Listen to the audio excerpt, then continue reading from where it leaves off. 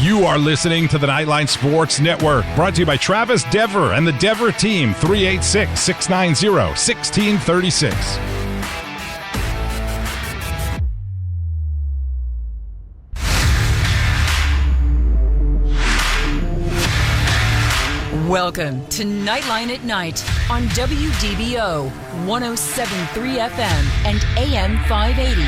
Night Nation's only call-in show goes live now. All right, hello Night Nation, hello Orlando. This is Andrew Phegley, and this is Knightline at Night. We're live from the Dever Team Studios, brought to you by Chad Barlaw, assisting injured veterans get the help they deserve. Give Chad a call, 407-599-9036, or visit protectingvets.com. You can also call Travis Dever for all your new Smyrna Beach real estate needs, 386-690-1636. But we're taking your calls. 844-580-9326, 844-580-9326. If you want to talk to us, we're talking UCF sports, mainly UCF football tonight, or you can use the open mic feature on the WDBO app. Once again, I'm Andrew Phegley, AP_Knightline on Twitter. I got Big Ben Stout here with me, at Big Social 32 on Twitter, and Roger Phipps at Night Bengal on Twitter from the Santa Rosa Beach studios. And you can find all the rest of our content on nightlinesports.com. Guys, how you doing? Doing great. Glad to be on with you guys. Alrighty. Yeah, definitely glad to be back, guys. It's been a little spotty hit or miss. Had to take a little bit of time off, but I'm excited to be with you. Alrighty. Well, we're talking UCF sports, and we're really getting close, guys. I've been counting this down for like the last couple of months. We're 18 days, 1 hour, 51 minutes, and 21 seconds away from UCF football starting. So it's getting closer by the second, obviously, and I can't wait. So Boise State, 7 p.m. at the Bounce House. Yeah, in Orlando. I literally got goosebumps as you said that. I'm so excited. I can't wait to be back in the Bounce House. Yeah, ESPN, 7 p.m., September 2nd against Boise State. It is going to be a blast. Finally back to football. I've been getting really excited watching the NFL preseason games. I've been watching some CFL, which a lot of you know that I love. Almost my favorite, honestly, Canadian football is honestly almost my favorite besides college football. So I like it a little bit better than the NFL, believe it or not. I just like the rules. So it's a fun thing to watch. So UCF has started their practices, obviously, their summer camp. They had their first scrimmage the other day, and I'm going to play a clip from Gus Malzahn here real quick. It's a little bit long clip, but this is what he had to say on the 12th, which is obviously last week. I don't know what day it was here, but here's Gus. We just got done with our first scrimmage. It was really good information from a coach's standpoint. We started out with some live field goal block, got some good information there. We went 3 live reps of punt return. We're in the evaluation mode too. We're trying to figure out who's ready, who needs more work, start putting the piece of the puzzle, special teams. I thought that was a really good session. And then we just kind of went old school. We went to 100-play scrimmage. We put the ball at the 25-yard line. We rotated 3 groups almost equally. Had right at 100 plays overall. We had a little bit more run than pass. That was by design, and who can block, who can tackle, who can hold on to the ball. Really good information. The defense had a very good day. They were flying around, playing with great energy. Defensive line really stood out to me. Just did a super job with that. But overall, first scrimmage, it was good for us to kind of learn more about our guys. Put the ball on the ground. Put the ball out there and get on the sideline and see how our guys respond to adversity, success. And then we'll gather a lot of information from this scrimmage so we can start kind of narrowing things down. Now, we won't completely get all our ducks in a line until the second scrimmage, but today was really good. Like I said, I'm looking at body language, how we deal with success, how we deal with adversity, those little things so we can learn more about our team, as a group, as individuals, before we get to the first game with Boise. All right, well, that was Gus Malzahn, the head coach of the UCF Knights. That's getting me excited, especially because he mentions the defensive line. And that was a recurring thing with the players and him that spoke on, I guess it was Thursday. I think it was Thursday Thursday or Friday that took place. So that's exciting, because one of the things that we were a little bit worried about every year, I think we're worried about the defensive line, but to hear him, praise the defensive line, that's a really good thing. Yeah, that was another thing that, as you said, both the coaching staff and the players who were interviewed talked a lot about the defensive line. I mean, Tatum Bethune as a linebacker really praised the defensive line, named all of them, that just said they've been dominant in practice. He said they open up holes for him to get more tackles. Yeah, that seems to be a unit now that, as you mentioned, in the past we've had a lot of question marks going into the season, especially when Kalia Davis opted out last season. But him being back, and then the transfers like Big Cat coming in, Ricky Barber. I mean, we should have that's a unit. We're not really used to that unit being one that we don't have to worry about too much, but it's one that's going to generate a lot of excitement moving into the season. Yeah, and for me, I mean, it just reminds me of the 2017 unit. I think this is the strongest line we've had since then.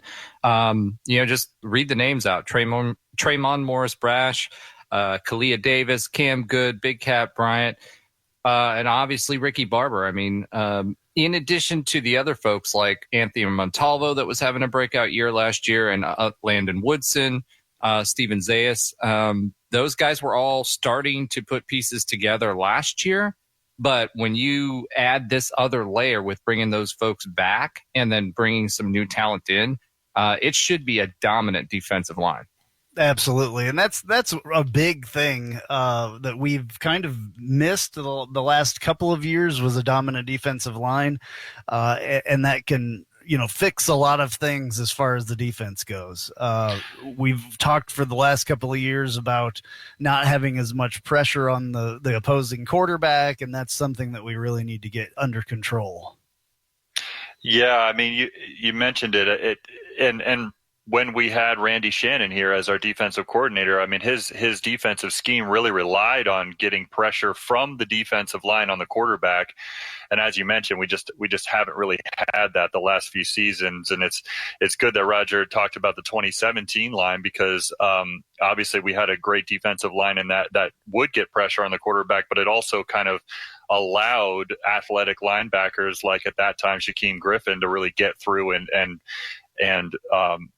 make a name for himself and really disrupt the game. And so with some of the speed that we have a linebacker this season, hopefully the line will just lead into that. Yeah, and when you talk about Boise State, I mean, this is going to be a huge, huge game for us. Both schools have new head coaches, but last year, Hank Bachmeier was on his back a lot. So if our defensive line can continue that trend and get through their offensive line, which it should, that bodes well for us in that first game. Absolutely. Is there anything that you guys what's the thing that you guys really want to see? Is there anything you're worried about, was what I was going to say, from just the information that we've been able to gather? Anything that concerns you? I think my concern probably might be the running back position just a little bit, and I'm really interested to see even more so what's going on with the defensive backs.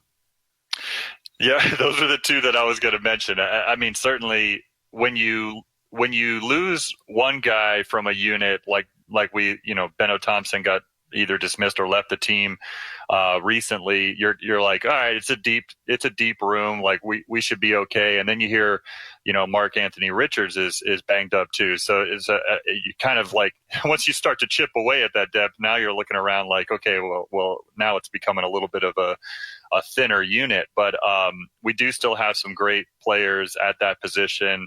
But it will be interesting. I am super interested in the defensive backs. I mean, we had a lot of young players last year, like Corey Thornton and others that had to be kind of thrown into the fire. And then you lose, an all conference, just an all, which will one day be an all pro player, in our safety last year, whose name for some reason is completely escaped. Richie Grant. Thank you. You lose a player like that and a leader like that. I think that defensive back unit still has some question marks, just simply because although they got some experience as very young players last year, can they kind of take that really big step in year 2? That's what we're looking for. Yeah, for me, the question mark is, will they put it all together? Look, we've got a new coaching staff, and something people forget, there tends to be a year for people to get used to systems and things like that. You heard Coach D. Will talking about having to giving the defense what they can do versus installing a system. So, this first year for them to understand all of that, it's going to be an interesting mix both for the offense and defense to see if they can put it together. I am interested in the defensive back group. What happened to Jaden Francois? Remember that 4-star transfer that we got from Nebraska? And then also, how's Devod Wilson going to step up this year? Hopefully he's not taking people's heads off in the same manner as he was last year and getting out of games. But he was said in the summer to be a leader for that group. So I'm hoping he can consolidate that. A lot of those young guys did get a year worth of reps, so I'm expecting a jump from them. Defensive line can cover up for a lot of those things, though. If they're getting pressure on the quarterback, that will help those guys out quite a bit, because it doesn't matter what defensive back you are, whether you're Deion Sanders or otherwise. If you got 6 or 7 seconds back there that you're trying to cover somebody, it's just not going to happen. Yeah. Well, as far as the running back thing goes, I've been talking about Isaiah Bowser since the day that he signed with UCF, I think, coming from Northwestern, a Big Ten running back and a guy that was in the Big Ten championship game. He's, played quite a bit, but then was injured, so he hasn't played quite a bit. But this guy is a massive dude. And I can't wait to see. And I think that this gives him a little bit more of an opportunity. I thought maybe they would use him as a fullback a little bit more because of his size, but it sounds like he's going to get a little bit more of opportunity as a running back as well, which I think that's what he does anyway. So it seems like that will, come to fruition just a little bit more. So very excited about that. I just can't wait to see this guy. I mean, I've seen pictures of him in the UCF uniform, but I want to see him on the field. It's just one of those things, you get excited about a guy, so you want him to get his chance, Yeah, it's been a while since we've had a power back at like a true power back at UCF. So I'm super pumped to see Isaiah Bauer, handling that rock and coming up the middle, blasting through the middle. It'll be exciting. Absolutely. RJ Harvey did say in his interview when he had time on the mic, he did mention that Bowser was opening up the door for him quite a bit too. So I think we'll see him definitely still retain that fullback-ish type of role for him on first and second down. But I think where his big win is going to be those third and fourth down conversions, especially goal line conversions, because that's something we've struggled with for the better part of almost 3 years. So I'm really excited about that for him. All righty, going to take a break here, and we'll be right back on Knightline at Night. We will continue the conversation. An auto accident can change your life forever. At Chad Barr Law, we are raising the bar on what to expect from your personal injury attorney. Hi, I'm Chad Barr, and I want you to know that our entire team is dedicated to providing you with the representation you deserve in your greatest time of need. If you or a loved one have been injured in an auto accident, call 407-599-9036 for a free consultation or visit chadbarlaw.com. At Chad Barr Law, our clients come to us in need and leave as family. Offices, Altamont Springs. Hey, this is Travis Dever, Kai's Real Estate, the Dever team, New Smyrna Beach. Your source for real estate and everything else, New Smyrna Beach. Proud sponsor of Knightline. Call me anytime at 386-690-1636. That's 386-690-1636. Let me show you my hometown, New Smyrna Beach, UCF's favorite beach. Go Knights and charge on. Looking for more out of your Porsche? Look no further than Flat6Motorsports.com. They have the widest selection of aftermarket Porsche parts anywhere in the world. With over 85 product lines and in-depth expertise, Flat6Motorsports.com is your one-stop shop for any Porsche performance needs. Whether you're shopping for intakes, exhausts, suspension, or tuning, they have you covered. Flat6Motorsports.com is the premier Porsche aftermarket specialist. Check them out at Flat6Motorsports.com. And now, back to Knightline at Night on WDBO 107.3 FM and AM 580. Call now at 844-580-9326. All right, back on Knightline at Night. I'm Andrew Phegley, live from the Dever Team Studios, brought to you by Chad Barlaw. We're taking your calls, 844-580-9326, if you want to talk about UCF football, or you can use the open mic feature on the WDBO app. I got Big Ben Stout here with me and Roger Phipps. You know, there was something that we were talking about there during the break, another kind of segment of players that we're a little bit worried about, and that would be special teams. Ben, you brought that up during the break. Go ahead. Yeah, I think that's a unit that we haven't heard too much coming out of camp about. And obviously you just have a question mark, and not only a kicker between Daniel Obarski and Riker Casey, who's the new kicker that's originally from New Smyrna Beach. He played at App State last year. I don't know if he redshirted or not. I don't think he had any kicks last year, but still, you got some competition, or at least it seems, at kicker with some of the inconsistencies that Obarski had. And then who's going to be returning kicks and punts this year? It seems like Ryan O'Keefe might be in the driver's seat for that with his speed. But I know Johnny Richardson was also a kick returner last year as well. So, that special teams unit, I'd like to get you all's opinion on it, because it's just interesting. There seems to be a lot of, vagary or question marks going into the season. Yeah, Roger, go ahead. Yeah, I was just going to say Alex Ward is about the only staple on that unit. He just got put up for a national award, actually, for long snappers. So congratulations to him. But everybody else is wholly in question. So it's to your point, I don't think Obarski will end up kicking field goals long term. I had high hopes for him. So did Andrew. We were all very excited about his leg. But he just doesn't seem to have put it together. So that's a big question mark. I mean, last year that we had the Cincinnati game that we could have won, which would have been a big deal, that we lost on a kick that, I mean, it was a little bit difficult because of where it was positioned, but should have been easily made. And we've been spoiled, to be frank. I mean, with our punting and our kicking for the past probably 3 to 4 years, we haven't really had to worry about it until recently. So, to me, that's all open question marks. I can't really give any feedback other than Alex Ward rocks. And I don't know, I think Ryan O'Keefe, as you said, Ryan O'Keefe and Richardson can make names for themselves in the return game. Yeah, well, I think there's probably more people than that. There's another punter / kicker that is out there besides Orbowski and Riker Casey, which – the guy with 2 first names. That's what I like to call him. Riker Casey. Garen Benoit, who came from Louisiana Tech, is also a kicker / punter. So we shall see, where he fits in there as well. Could be interesting.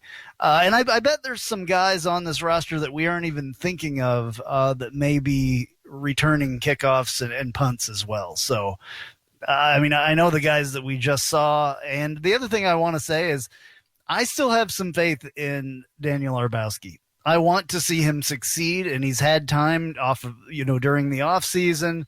We'll just have to see, I guess. We're not going to know until we get out there and see during the game who is doing what and in what position people are in and all that stuff. This is like the part that I hate the most about getting ready for football season, is we sit here and speculate about who, and I know that's the job of sports radio and all that stuff, but I'll just say, and you guys have heard it a million times from me, I don't like it. It's my least favorite thing about doing sports radio is the speculation. I want to know for real what's going on, especially in the off season between your freshman and your sophomore year. That's a big time for guys. So I'm hoping that Daniel Orbowski got his stuff together, or Riker Casey will be the guy, I guess. Either one of them I'll be happy with, as long as they make those kicks that need to be made at the time they need to be made. No doubt. Well, Gus did say this week that after the second scrimmage, which will be this week, they'll have folks more solidified. This time on the first scrimmage, they were just trying people out and seeing what their confidence level was and what they have. And in his words, they were moving pieces around to see where they got to fit. take another break here. We'll be right back on Knightline at Night. If you haven't figured it out yet, I love Tijuana Flats. I would love them even if they weren't a partner with us on the Knightline Sports Network. They have all kinds of great Tex-Mex food, and it's fresh, by the way. Made to order burritos, tacos, enchiladas, chimichangas, quesadillas, bowls, nachos, and taco salads. And if you haven't tried the queso, you are completely missing out. It is the best queso that I've ever had in my life. Absolutely hands down. And the sauce bar that they have, everything from wild to mild in there. Absolutely awesome, awesome stuff. Not only do I love the food at Tijuana Flats, but I love the company, a UCF-born company. And they give back to the community with the Justin Queso Foundation. So head to your local Tijuana Flats. Tex-Mex for everyone.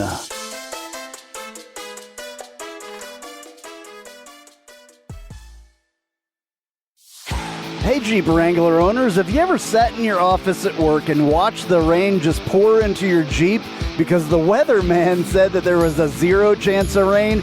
Or you put your doors back on because there was a 100% chance and then not a drop of rain fell? Well, there's a company out there that can help take the worry away and give you the peace of mind to be without your doors. The company's called Life Without Doors. They make waterproof rain curtains and dash covers for Wranglers.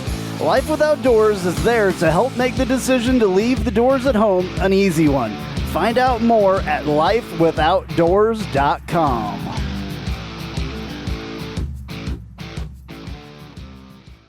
Spice up your company with homemade marketing services from Tasty Gravy Creative. Tasty Gravy serves up a menu of budget-friendly marketing, graphic design, and public relations services customized to your specific goals. Co-owned by a UCF graduate, Tasty Gravy can help refresh your brand, strengthen your online presence, or reinforce your company's message. Contact Tasty Gravy for help with your website, social media, marketing, advertising materials, and more. Visit tastygravy.com. And now, back to Knightline at Night on WDBO 107.3 FM and AM 580. Call now at 844-580-9326. All right, back on Knightline at Night with you. This is Andrew Phegley, live from the Dever Team Studios, brought to you by Chad Bar Law, assisting injured veterans get the help they deserve. Give Chad a call, 407-599-9036, or visit protectingvets.com. You can also call Travis Dever for all your new Smyrna Beach real estate needs, 386-690-1636. But you can also call us, which it seems like people are afraid. 844-580-9326 is the way you talk to us. 844-58, I'll say it slower, 844-580-9326. All right, you can call us at that number. Talk to us about UCF football. I know there's somebody out there listening that is interested and maybe has something to add. Or you can use the open mic feature on the WDBO app. Once again, I'm Andrew Phegley, AP_Knightline on Twitter. Got Big Ben Stout here with me. At Big Social 32 on Twitter, and Roger Phipps at Night Bengal on Twitter, and you can find all the rest of our content on nightlinesports.com. One of the things that came out in this last week as far as college football goes was the annual preseason poll, and UCF was nowhere to be found on that, which is, it's kind of disheartening, to be honest with you. Guys, what do you think about that? We received some votes. Just I guess if you kind of take it out beyond, not enough to get us to 25. No, definitely not. If you take it beyond the 25, just look at the receiving votes we got. I guess that puts us at 34th in the nation according to the coaches poll preseason. I mean, obviously, obviously coaches poll especially, regardless if it's preseason or even the last one. I mean, we know it's kind of a joke. I mean, the coaches actually don't have time to evaluate the teams across the country when they're just evaluating the opponent that they have coming up, or their own team, of course. We know that this is done by SIDs and all that. But regardless, there are some interesting things in the coaches poll. A lot of group of five teams, quote unquote group of five teams, and then they're the top dog in the conference until we can knock them off. Cincinnati debuted in this coach's poll at number 10 in the country. So that makes it really interesting, us being able to play them in the middle of the season at their place. I mean, it really does make it an intriguing matchup. If both teams can go into that game undefeated, it could be a huge windfall for us and to really boost our ranking. So as Gus mentioned in his press conference this week, preseason polls don't mean anything. And once you start playing it out in the field, everything kind of works its way out. So we'll see. I'm with you on Cincinnati, and I want them to be ranked as high as possible when we beat them this year. But they 2 weeks before we play them, 2 games before we play them, they play Notre Dame, and I don't see Cincinnati beating Notre Dame. So I think that will probably put a little bit of a mark on there. That will be a quality loss as far as that goes. So they may not drop, as much from that drop. Indiana, they can probably beat Indiana. Not sure, though. Not sure what Indiana's like this year. Their first 2 games, they're playing absolutely nobody, though. They're playing Miami of Ohio and Murray State. That's a real way to start off the season. Real strong scheduling there. They're snacking on their M&Ms. Yeah, exactly. So, they're not, I don't know. It's setting them up to do fairly well with cupcakes at the beginning, but then, they get possibly run over by the Notre Dame train, which I'm going to be rooting really loudly for Notre Dame, I think, at that point, because I just want them to lose. One thing I want to say real quick, though, it does seem like this offseason, especially, Cincinnati just seems like to be a media darling. Like it's quite interesting. It's quite interesting how, and I hope they're enjoying that paved highway that UCF and Boise State kind of is laid out for them. But they certainly are benefiting from the kind of groundwork that those 2 teams that we're going to match up, or the team that we're going to match up with, and of course us on September 2nd. I mean, those, us and Boise State really has laid the groundwork for Cincinnati to actually be a media darling from the position that they're at. It's quite interesting. 100%. Yeah. Oh, I'm wholly convinced that it's because Luke Fickell looks like Adam Sandler. But at the end of the day, the reality is this. A little sound when somebody tells a bad joke. The dad joke sound.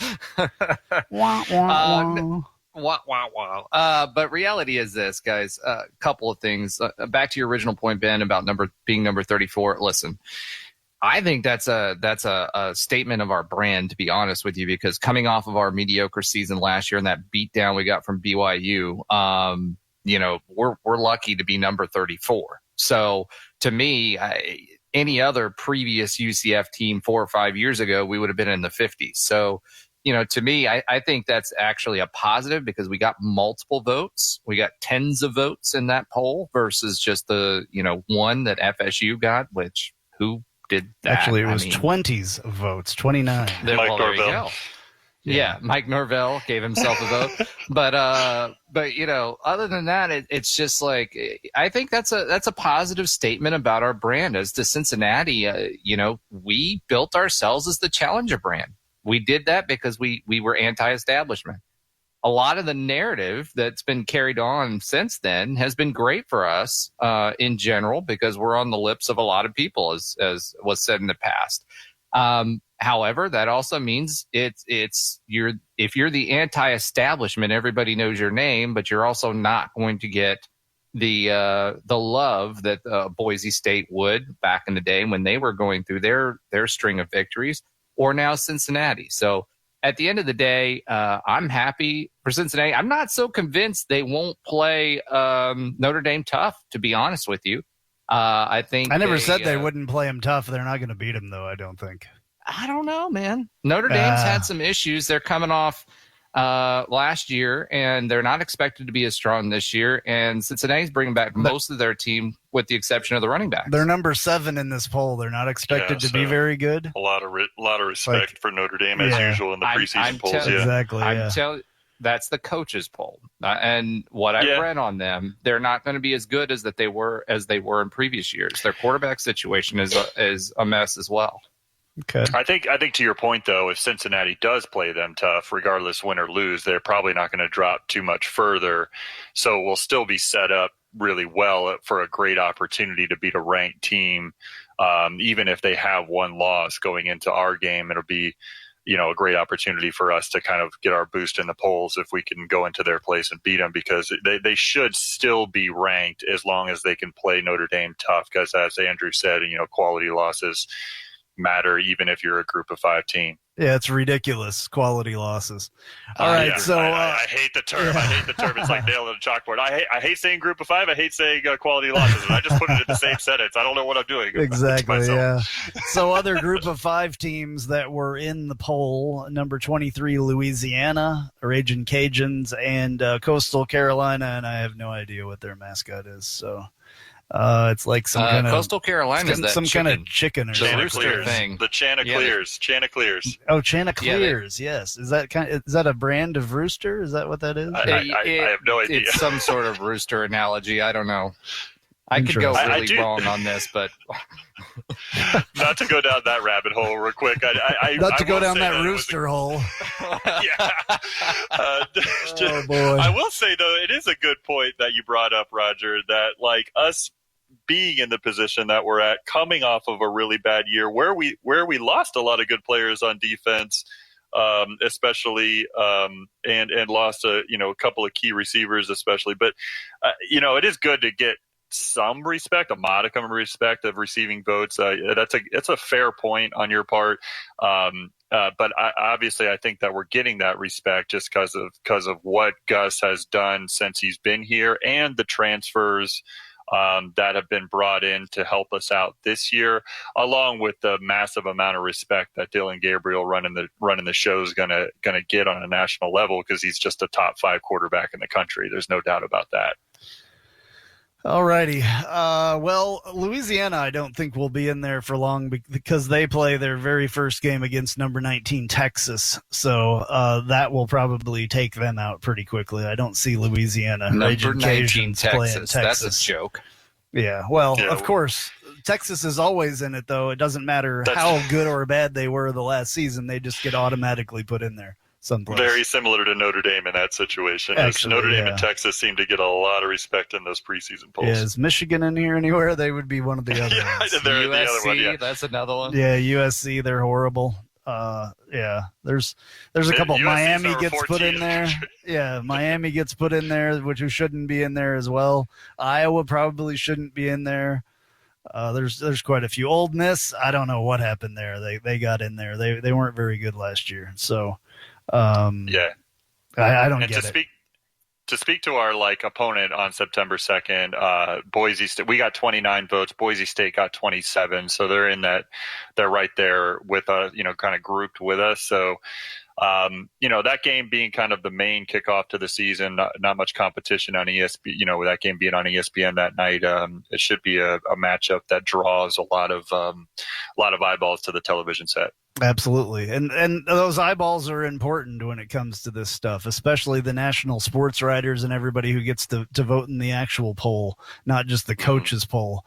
If they see 29 and 27 or 28 going at it or whatever, 34 and 36 or whatever going at it, one of those could, the cream rises to the top a little bit in this kind of thing. So, hopefully we will be back in there, in a few weeks after we beat Louisville and, a couple other teams. Bethune-Cookman probably won't help us out too much that we got going on. But I think we'll be in there sooner than later, back in the polls. So that would be good. Agreed. Roger?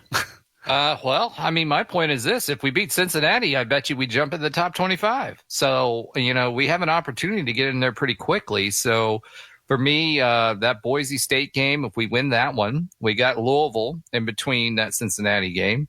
If we beat Louisville and then,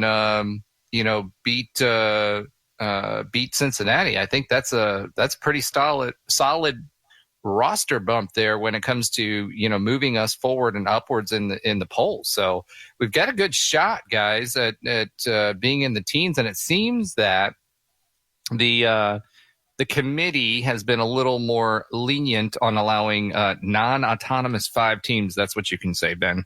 Non-autonomous 5 teams into the polls, both early and allowing them to rise a little bit. So with this whole expansion of the playoff discussion, it'll be interesting to see how that affects that ranking going forward.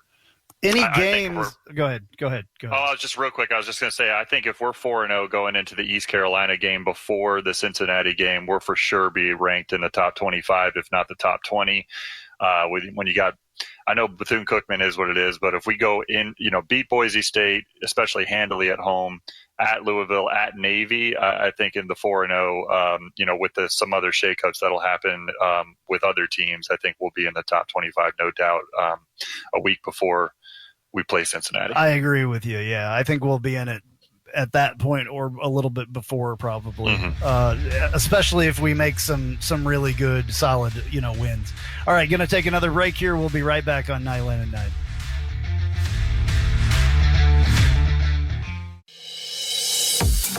I'm Jeff Allen. Join me each and every week on the Knightline Sports Network for the AAC Report. We bring you in-depth coverage of each school in football, basketball, baseball, softball, soccer, golf, tennis, and more, as well as bring you insider interviews and focus in on the biggest games and news of the week. That's all right here each week on the AAC Report, only on the Knightline Sports Network.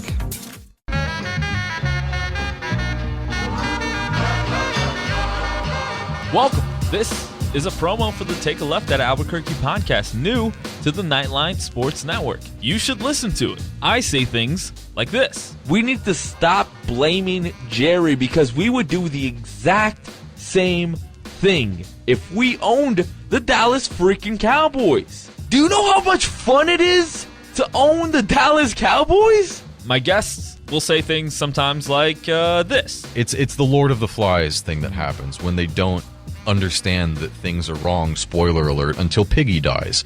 Lord of the Flies has been out for like 100 years. I don't even know. Yeah. Sorry to everyone at home who I spoiled the book for. A book's been out for like 90 years or something. And sometimes, rarely though, I'll say really stupid things like this. If they don't make it out of the West and the Raptors get to the finals, I will go on either this show or whoever's show and say that Kawhi Leonard is overrated because I have too much evidence of it. New episodes drop every Friday with me and some of my good friends right here on the Knightline Sports Network. And now, back to Knightline at Night on WDBO 107.3 FM and AM 580. Call now at 844-580-9326. All right, back on Knightline at Night with you. I'm Andrew Phegley, live from the Dever Team Studios, brought to you by Chad Barlaw. Into our final segment of the night here, and we're going to do our Tijuana Flats Hot Take of the Week. Welcome to the Tijuana Flats Hot Take of the Week. Visit TijuanaFlats.com for takeout or delivery, or visit your local Tijuana Flats. Tex-Mex for everyone.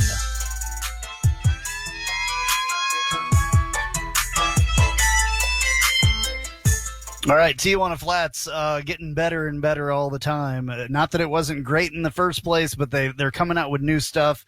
They had those street tacos, I think is what they called them, corn street tacos or something. And then they had that cilantro lime rice that was absolutely amazing. I'm not sure if they still have that going on, but if you haven't had that, go to your local Tijuana Flats and check it out. Go ahead, Ben, go first. All right. Last week I talked about the number 2 receiver. I predicted that Ryan O'Keefe would kind of fill into that role really well. So this week I'm going to go with the number 2 quarterback. While I think of the group of quarterbacks that we have available to us behind Dylan Gabriel, I think Mikey Keene has the brightest future. And for that reason, I think they're actually going to hold him back this year. I think they're going to redshirt him this year.